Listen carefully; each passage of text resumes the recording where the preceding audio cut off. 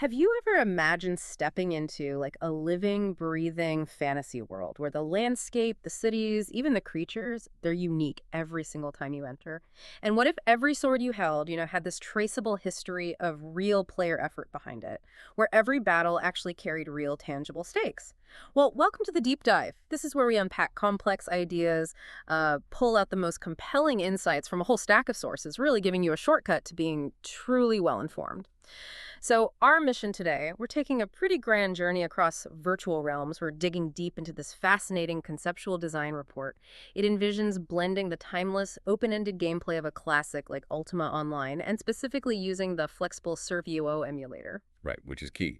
That emulator platform is powerful, community-driven, lets you stretch and upgrade the old UO engine with modern stuff. Exactly. And blending that with the cutting edge, player driven sandbox mechanics we see in modern titans like EVE Online, Path of Exile, and even Dwarf Fortress.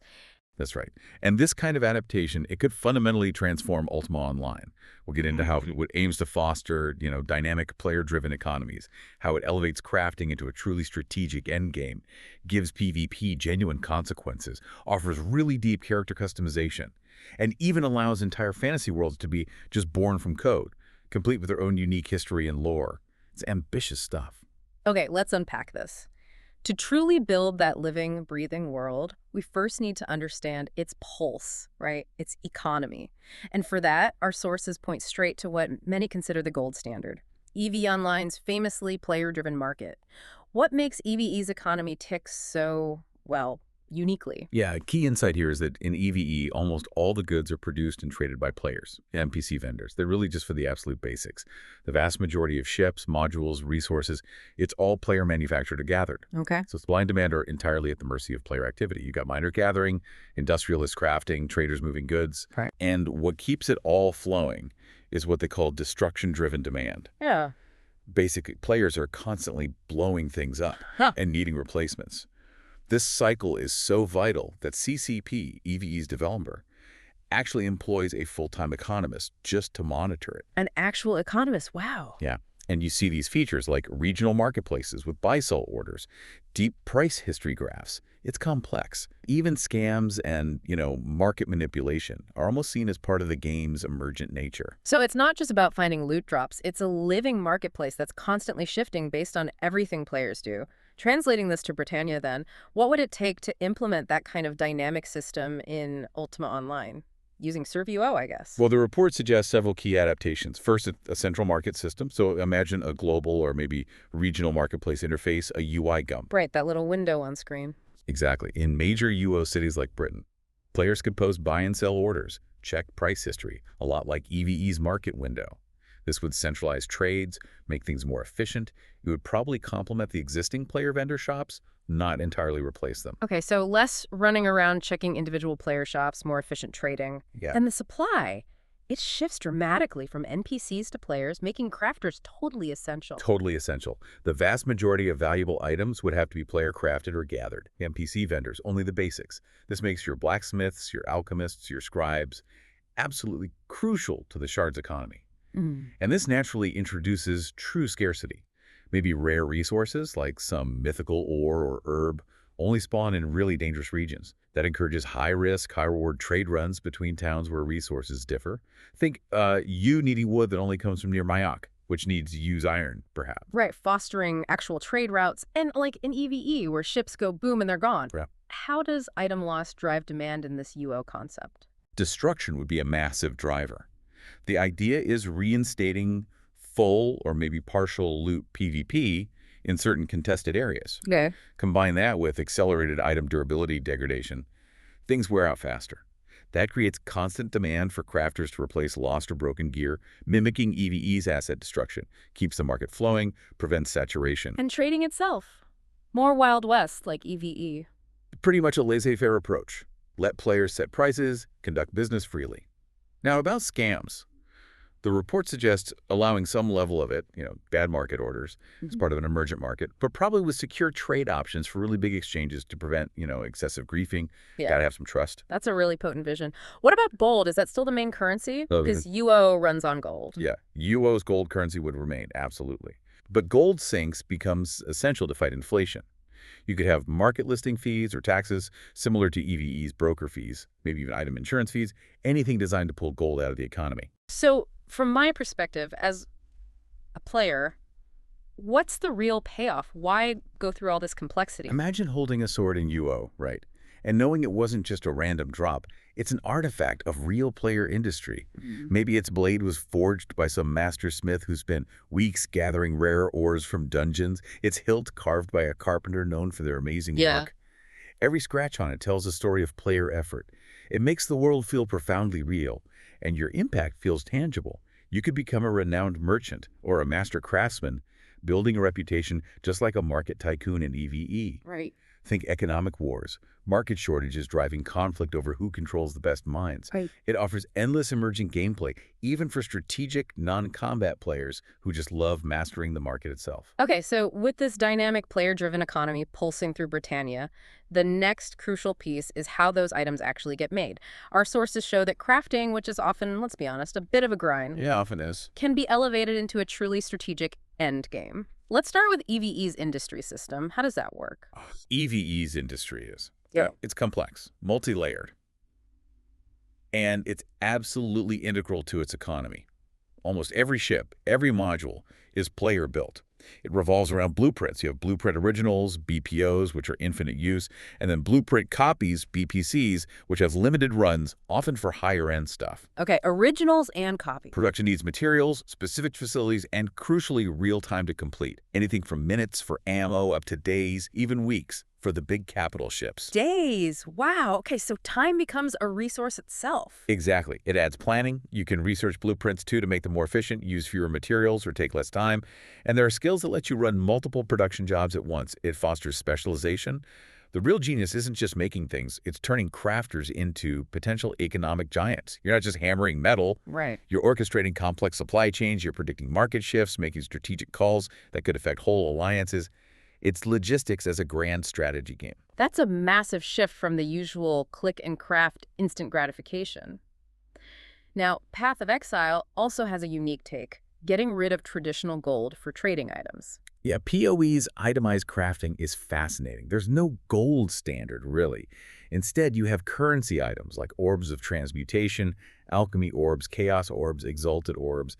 These are consumables you use directly on an item to modify it. Oh, okay. It feels a bit like gambling. Sometimes you use an orb to reroll stats or add new ones, but there are also more deterministic options, ways to guarantee certain outcomes, usually through something called the crafting bench once you unlock recipes. So you find a basic item, then use other special items you find to actually build it into something great. Exactly. You're shaping its very essence with currency. So how do we bring these deep strategic crafting ideas into Ultima Online? Well, in this UO concept, we'd introduce design plans. Think of them like EVE's blueprints. You'd need them for advanced items, say Dragonbone plate armor. These plans could be loot drops or maybe even crafted themselves. They might have limited uses, or maybe you find rare, permanent originals. And you could research them, just like in EVE, to improve efficiency. Okay, makes sense. And the time delay. Yeah, implement time delays for complex crafting. A basic sword, maybe still instant. But crafting a full set of plate armor or a siege engine, that could take several hours, maybe even longer. Players would use industry slots, queue up jobs. It adds that crucial layer of planning. So no more just macro crafting thousands of daggers instantly while AFK. There's a real-time investment. Precisely. And I'm guessing high-end items would need parts from different crafters. That's the idea. Require multiple tiers of components for the best gear. It encourages cooperation. A magic sword might need a special hilt from a carpenter, the blade from a blacksmith, maybe a magical rune embedded by an alchemist or scribe. Okay, promoting teamwork. And we could add EVE-like skills to boost industrial efficiency. Maybe a manufacturing skill reduces time. Mass production lets you run more jobs at once.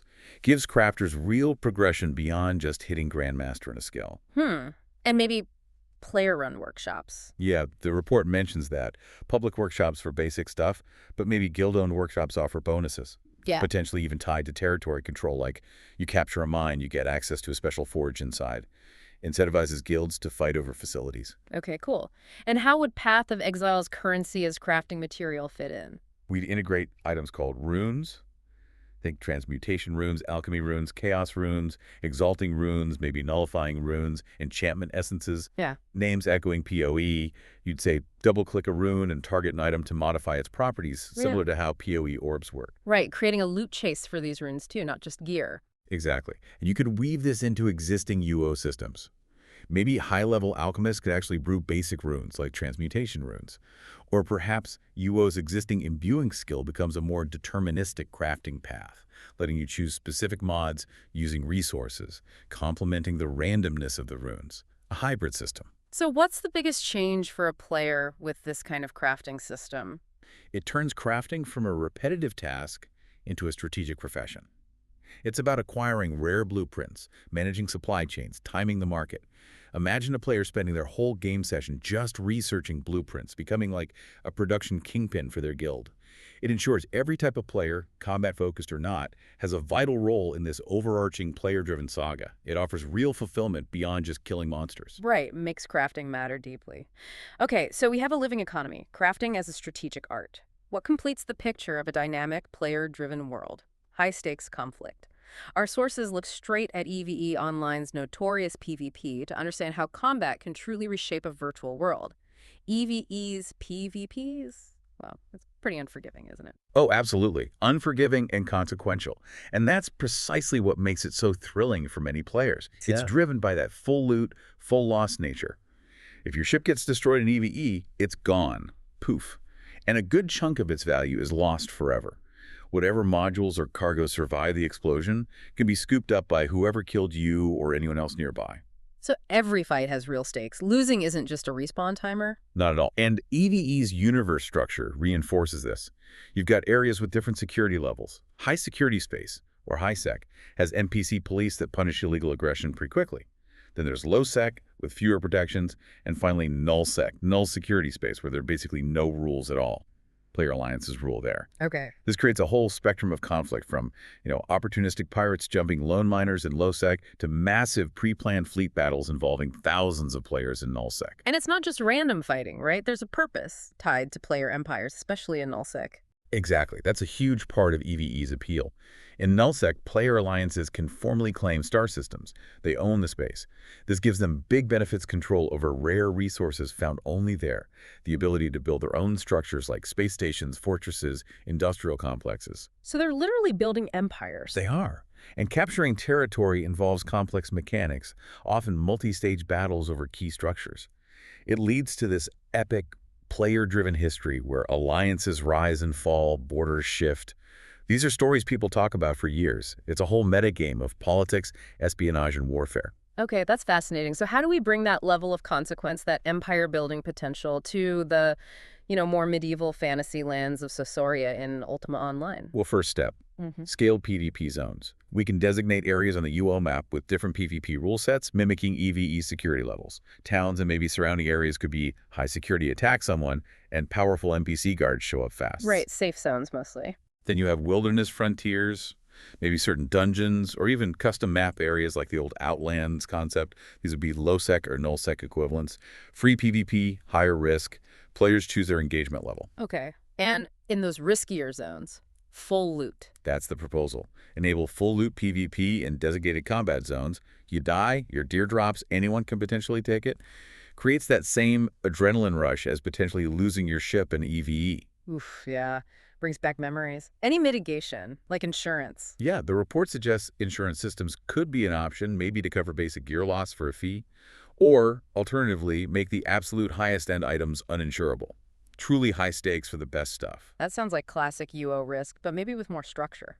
What about consequences for being aggressive? The predator-protector dynamic? You'd expand UO's existing murder count and karma system, make it function more like EVE's security status. Attack players unprovoked in low sec. Your character gets flagged as a criminal or murderer. Rack up enough flags and you become kill-on-sight, co-S, and high-sec towns. Guards attack you.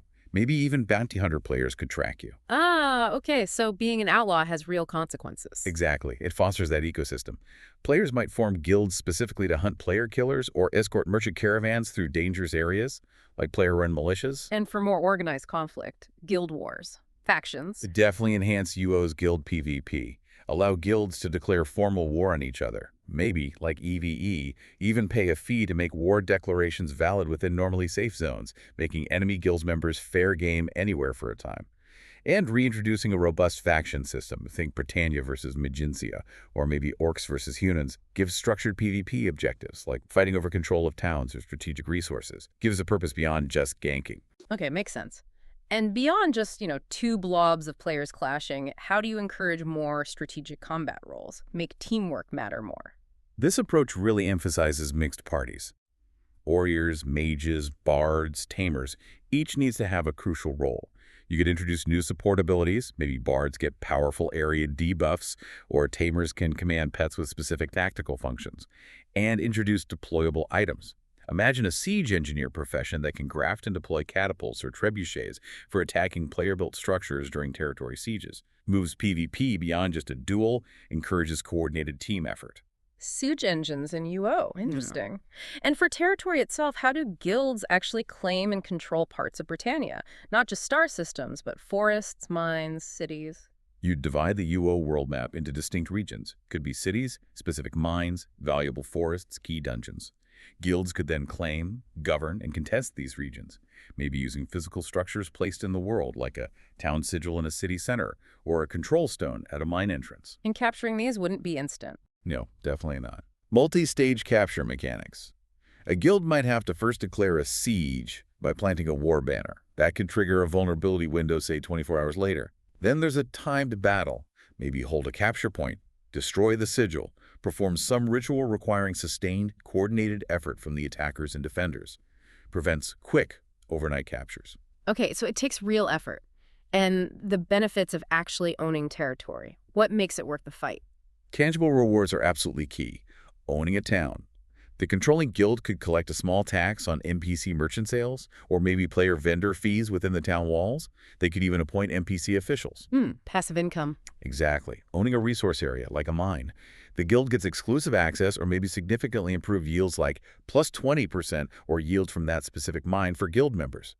Guilds could also place structures in their own territory, maybe guild houses, crafting stations, defensive towers, and maybe even set the law level, allow open PvP or enforce peace within their borders, possibly affecting NPC population happiness or tax income. Wow, actual governance. But how do you stop one powerful guild from just locking everything down forever? Stagnation. Good point. You'd need systems to prevent that. Maybe require active defense, or some kind of maintenance cost like paying a small gold upkeep for owned structures or territory claims. If a guild becomes inactive or can't afford the upkeep, their claim expires or becomes contestable again. Keeps things dynamic. Guilds have to stay engaged or risk losing their sovereignty. So, bringing it back to the player experience, what's the real impact of all this for me, jumping into this world? It just brings back that heart-pounding excitement, Yeah. Knowing that venturing into certain areas means real risk, real loss potential. Every caravan run you try to sneak through enemy territory, every ambush you survive, or don't. It becomes a story you'll actually remember and tell people. It fosters deep guild politics, long-standing rivalries, maybe even diplomacy and fragile alliances. It shapes a truly dynamic world where player actions big and small have real, visible consequences. Makes the world feel live, constantly changing, and genuinely player-shaped. Okay, moving from that grand scale of world conquest and high-stakes war, let's zoom back in, down to the individual player and their character build. Path of Exile is absolutely renowned for its incredible depth in character progression and this idea of an almost endless PvE endgame. How do those systems empower players so much? Well, PoE starts with this massive passive skill tree. Cool. We're talking over 1,000 nodes easily. It looks like a giant web. You get passive skill points as you level up, complete certain quests, and you allocate them on this tree to customize your character's stats, defenses, damage types. Just immense flexibility. 1,000 nodes. Wow. Yeah, it allows for extreme specialization. But beyond that, your active skills, the abilities you actually use, come from skill gems. These are items you socket into your gear. These gems gain experience alongside you, they level up, get more powerful, and the really unique part is the support gems. You put these in sockets linked to your skill gem socket, and they modify how the skill works massively, like adding multiple projectiles to your fireball, making it chain between enemies, converting its damage type. Huge creativity there. That sounds like an incredibly deep system for building exactly the kind of character you want. And Path of Exile's loot. Also legendary, right? Oh yeah, it's extremely rich. Yeah. Gear drops come in different rarity tiers. normal white, magic blue, rare yellow, and unique brown-orange. Magic items have one or two random properties or affixes. Rare items can have up to three prefixes, three suffixes. Finding a well-rolled rare item with synergistic mods can be incredibly powerful, potentially better than many uniques. 6 random mods. Loot hunt indeed. Totally. Unique items are special. They have fixed names and predetermined mods, often build-defining ones that enable whole playstyles. And a lot of this gear drops unidentified. You need to use an item like a Scroll of Wisdom to reveal its stats. Adds a little bit of gambling excitement to every drop. Okay, and the end game. It's not just repeating the same dungeons. PoE has this Atlas of Worlds. Right. The Atlas is their core endgame system. Maps are actual physical items that drop in the game. They're consumable. Each map corresponds to a specific zone or dungeon. You take it to a map device, activate it, and it opens portals to an instanced version of that zone, usually with tougher monsters and better loot potential than the campaign areas.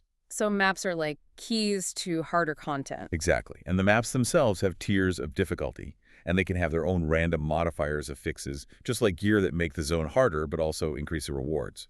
Like, monsters have extra health, players are cursed, but also plus X% item quantity. You can even use PoE's currency items on the maps themselves to re-roll these modifiers, making them more rewarding or just possible to run for your build. Crafting your own endgame challenges, essentially. And PoE keeps adding new stuff constantly, right? These league mechanics. That's arguably their biggest strength. Every 3 months or so, PoE launches a new challenge league, which introduces a major new gameplay mechanic. These mechanics offer unique encounters, new reward systems, sometimes entirely new ways to craft items. Examples. Gosh, there's so many.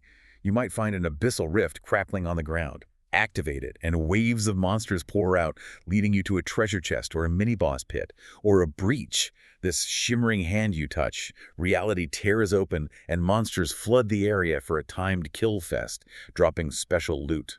Wow. We have systems like Delve, this effectively infinite procedurally generated mine you explore downwards into darkness, getting progressively harder.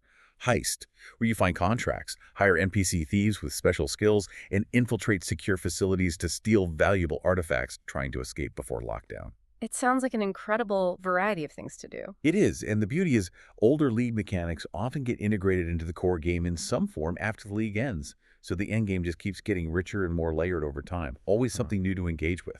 Okay, that is an astonishing amount of content and depth to even think about integrating. I mean, the sheer replayability.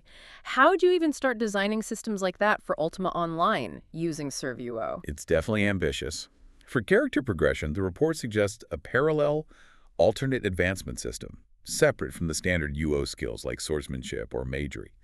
Maybe you gain passive skill points from specific achievements, killing powerful monsters, completing challenging content. You'd spend these points in a custom UI gump, that interactive window, again showing maybe different archetypal branches like might, magic, dexterity, survival, whatever fits UO. Sort of like PoE's tree, but maybe smaller, more focused. Exactly. And perhaps you could unlock powerful ascendancy specializations through difficult quests.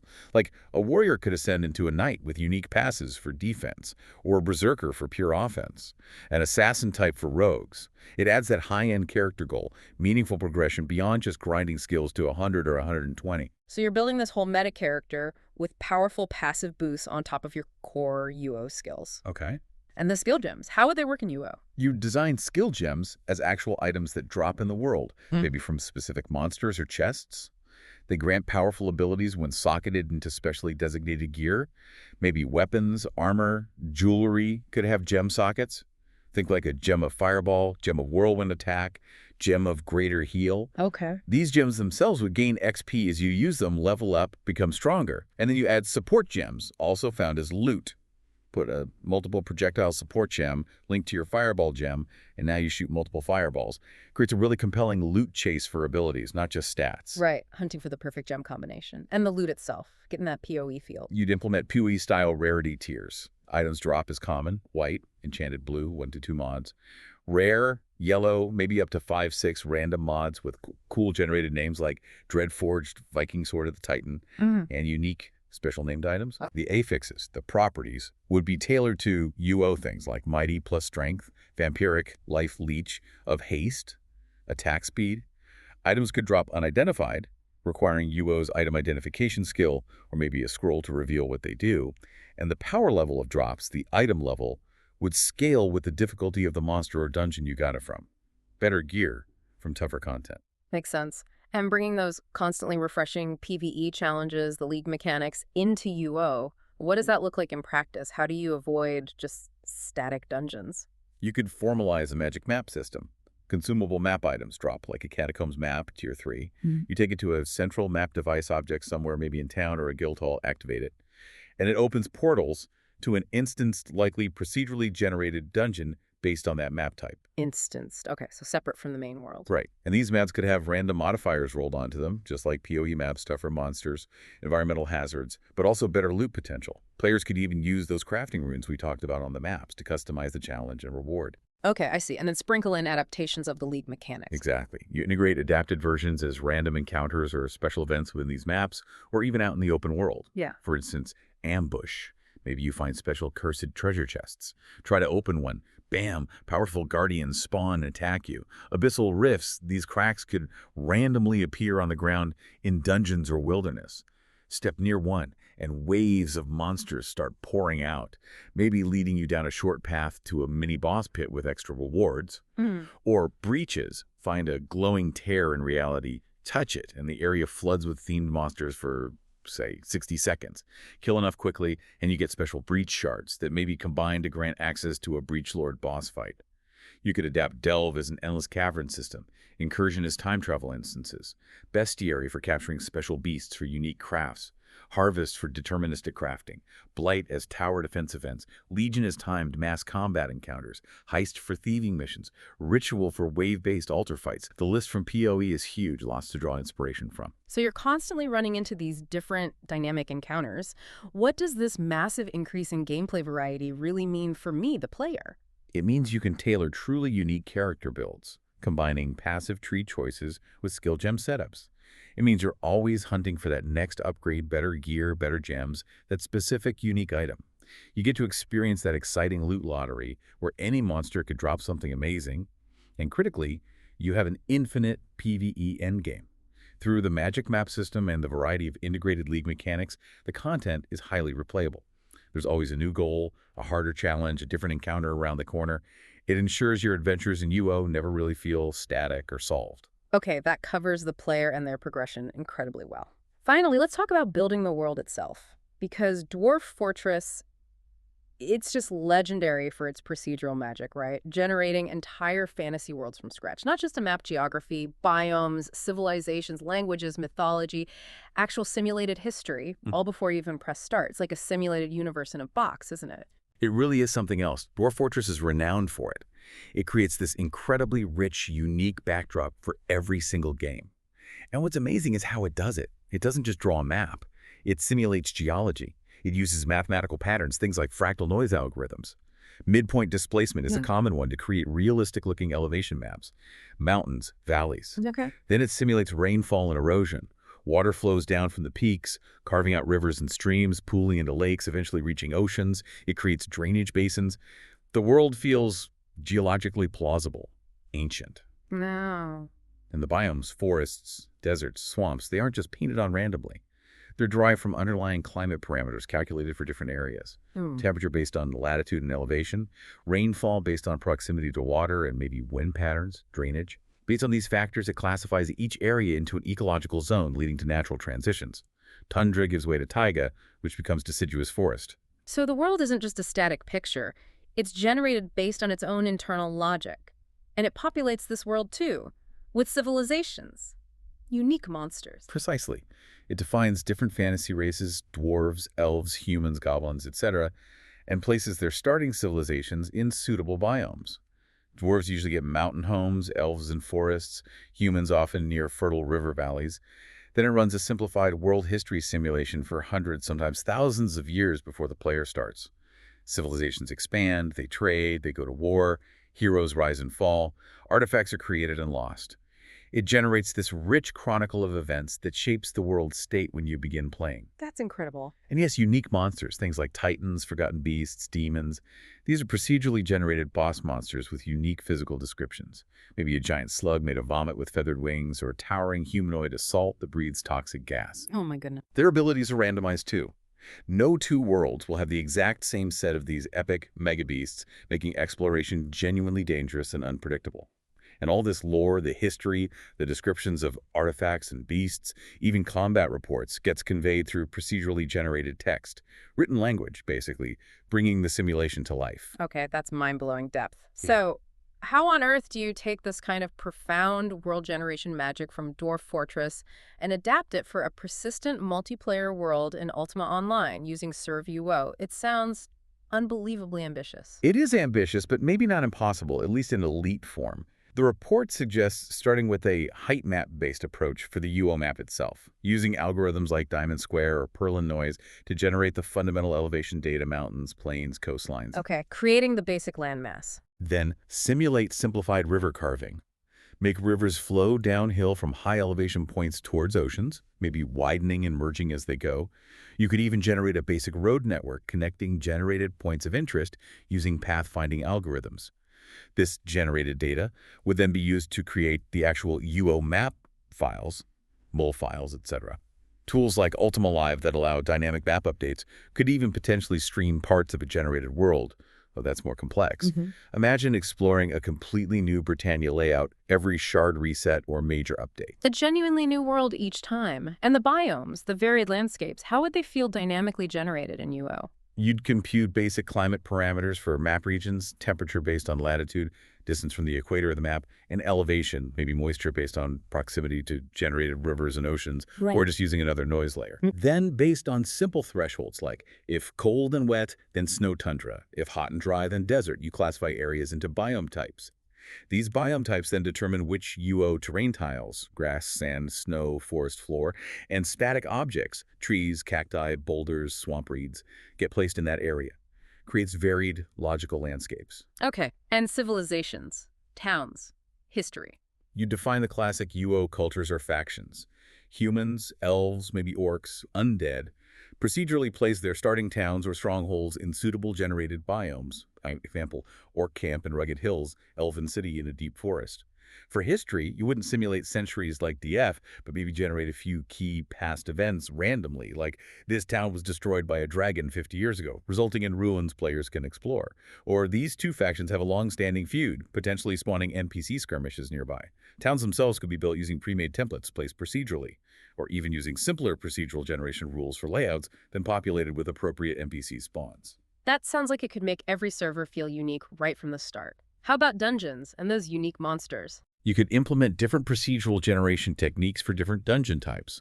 Maybe natural caves use cellular automata algorithms, which create organic, winding, unpredictable shapes. Okay. While ruins, or man-made fortresses, could use something like binary space partitioning, BSP, to create more structured rooms, corridors, and layouts. These dungeons could be multi-level, placed either on separate UO map facets like existing dungeons, or embedded directly into the generated overworld map. They'd be populated with biome-appropriate monsters and maybe unique boss at the end. And the bosses, truly unique like DFs. Maybe not quite as wildly unique as DF's Forgotten Beasts, that's very complex. Yeah. But you could create a few powerful, custom high-level monsters. Scale up an existing creature model like a dragon, give it way more stats, a unique name generated from a template, maybe one or two special abilities, like a unique breath weapon effect or a nasty poison. Then place its lair in a suitably remote, dangerous part of the generated world. Makes for exciting discoveries. Discovering Grakthar, the Blight Drake's lair. Yeah. I can see that. And how would the world tell its own generated stories? Dynamic lore. You'd use simple template texts. An NPC guard might greet you with, "Welcome to generated town name. Watch yourself." A town message board could list the current generated lord's name and maybe a simple generated rumor or fact about the region. You could generate simple lore books found as loot, maybe a basic guide to world name listing the major factions and their generated capitals, or tavern rumors that hint at nearby generated points of interest. They say a forgotten tomb lies in the jagged peaks to the north. It doesn't have to be super complex text generation, just enough to give flavor and make the generated world feel like it has some history and coherence. So bringing it all together, what does this dwarf fortress level of world generation, even an elite version, truly mean for me, the player, stepping into this UO? It means every server reset, or maybe every new shard creation, if multiple exist, becomes a genuine act of discovery. A fresh geography to map out, new town names and locations to learn, unique regional variations, maybe even slightly different historical backdrops. No two worlds would have the exact same layout of mountains and rivers, or the same set of unique megabeast layers to find. It keeps you constantly on your toes, exploring, charting. It makes the entire experience feel like a truly unique saga unfolding on that specific world, rather than just playing the same static map over and over. It captures a bit of that dwarf fortress magic, where every world feels like its own distinct legend waiting to happen, and you're an active part of writing it in Ultima Online. Wow, what a journey we've just taken. We've really seen how integrating these incredibly deep systems, Path of Exile's character progression and PvE, EV Online's player-driven economy and high-stakes warfare, and even Dwarf Fortress's profound procedural world generation.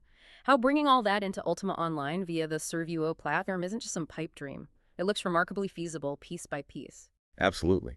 And the fusion, the combination of these elements, is what creates this potentially unparalleled MMORPG experience.